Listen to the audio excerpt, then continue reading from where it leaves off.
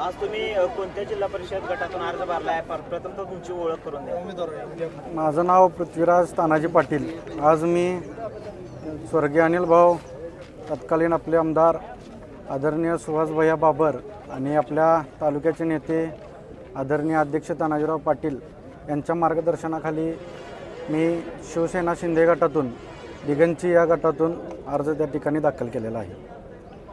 दिगंची गट हा आरक्षित आहे, आरक्षित गटातून आपण अर्ज भरलेला आहे. आज खरं सांगायचं झालं तर मला वाटतं दिगंची गटातून सर्वसामान्य कार्यकर्त्यांच्या आग्रहानं मला वाटते मी त्या ठिकाणी अर्ज भरलेला आहे. मी पृथ्वीराज तानाजी पाटील नसून एक सर्वसामान्य कार्यकर्त्यांचा नेता त्या ठिकाणी किंवा त्यांच्या आग्रहानं त्या ठिकाणी अर्ज मी त्या ठिकाणी दाखल केला. ओबीसीवर अन्याय होते असं वाटते? ओबीसीवर अन्याय होईल असं मला वाटते क्वचित वाटणार नाही, कारण की सगळ्यांच्या आग्रहानं प्रत्येक गावातल्या माणसाच्या मला वाटते तळमळीनं त्यांनी सांगून अध्यक्षांपाशी आग्रह करून त्या ठिकाणी मी अर्ज भरलेला आहे. शिवसेनेचा आणखीन तुम्हाला पॅरलर म्हणून कोणी अर्ज भरलाय का?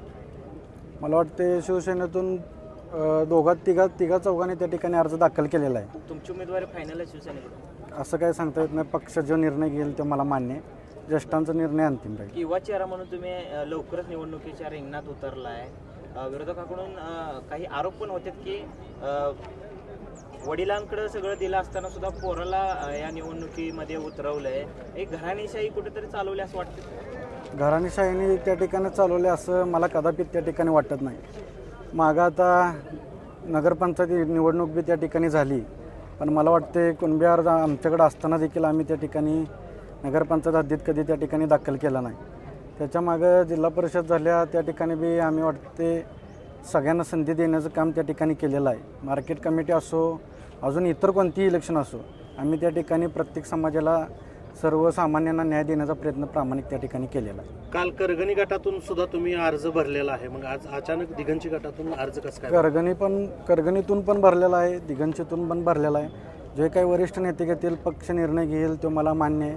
थांबायला लागलं थांबून जे पक्षासाठी चारही गटात मी पळायला त्या ठिकाणी तयार आहे. पण मिळालेल्या माहितीनुसार करगणी हा गट शिवसेना आणि राष्ट्रवादीची युती होऊन राष्ट्रवादीसाठी तो गट सोडण्यात आला आहे, हे खरं आहे का? काय असेल आता ते शेवटी ज्येष्ठ त्या ठिकाणी निर्णय घेतील. मी शेवटी कार्यकर्ता म्हणून त्या ठिकाणी काम करतो.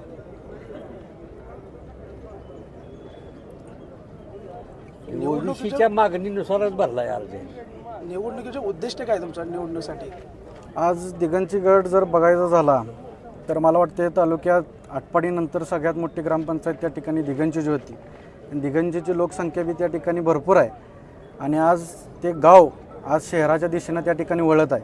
तिथं विकास मोठ्या प्रमाणात झाला पाहिजे. शहरीकरणाकडे वळताना मला वाटते नवीन काही गोष्टी योजना त्या ठिकाणी राबवल्या पाहिजेत. रस्तं का वीज किंवा गटर हे मला वाटते कार्यकर्त्यांनी किंवा सर्वसामान्यांनी निवडून दिल्यानंतर नेत्याचंही कर्तव्यच आहे. त्या गोष्टी केल्याच पाहिजे. त्या इतर सर्व काही गोष्टी सोडून वेगळं काय लोकांसाठी देता येईल, विकासासाठी वेगळं काय गावासाठी करता येईल याचा प्रामाणिक प्रयत्न मी त्या ठिकाणी करीन. आणि मी एक तरुण म्हणून त्या ठिकाणी उभा आहे. नक्कीच मी त्या ठिकाणी तरुणांचा विचार करून त्यांना रोजगार हाताला कसं लागतील याचा विचार मी 100% प्रामाणिकपणे त्या ठिकाणी करणार. गेली 10 वर्षे एक हाती सत्ता, 10 वर्ष दिगंचीमध्ये एक हाती सत्ता तुमचीच आहे, मग तरी सुद्धा तुम्ही अजून विकास करण्याची गरज आहे असं का म्हणता? गेले 10 वर्ष जरी आमची सत्ता असली, एकदा मला वाटते सत्ता आली की माणूस पुढच्या वेळी मत करताना विचार करतं की गावात विकास काय झाला आहे, नेत्यांनी आपलं काम केले का, किंवा आपल्या अडीअडचणीला त्या ठिकाणी आले ते का, आपल्या सुखादुखात त्या ठिकाणी आले ते का, याचा विचार मला वाटते सर्वसामान्य जनता करते आणि पुढच्या इलेक्शनला त्या ठिकाणी मतदान करते. पण गेले 10 वर्ष आमच्या मागं सत्ता आहे, याचं पण कारण आहे. लोकांसाठी आम्ही त्या ठिकाणी गेलेलो आहे. सर्वसामान्यांच्यात जाऊन आम्ही त्या ठिकाणी काम केलेलं आहे. त्यांच्या सुखादुखात जाऊन आम्ही त्यांच्यासाठी उभा राहिलेलो आहे. म्हणून त्या ठिकाणी लोक आमच्या पाठीशी त्या ठिकाणी खंबीरपणे आमच्यासाठी उभा आहेत.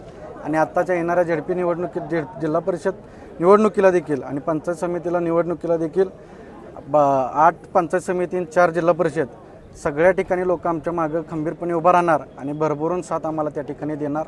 आणि 12च्या 12 आमचे पक्षाचे उमेदवार त्या ठिकाणी 100% निवडून येणार एवढी मला कणकुरून त्या ठिकाणी इच्छा आहे.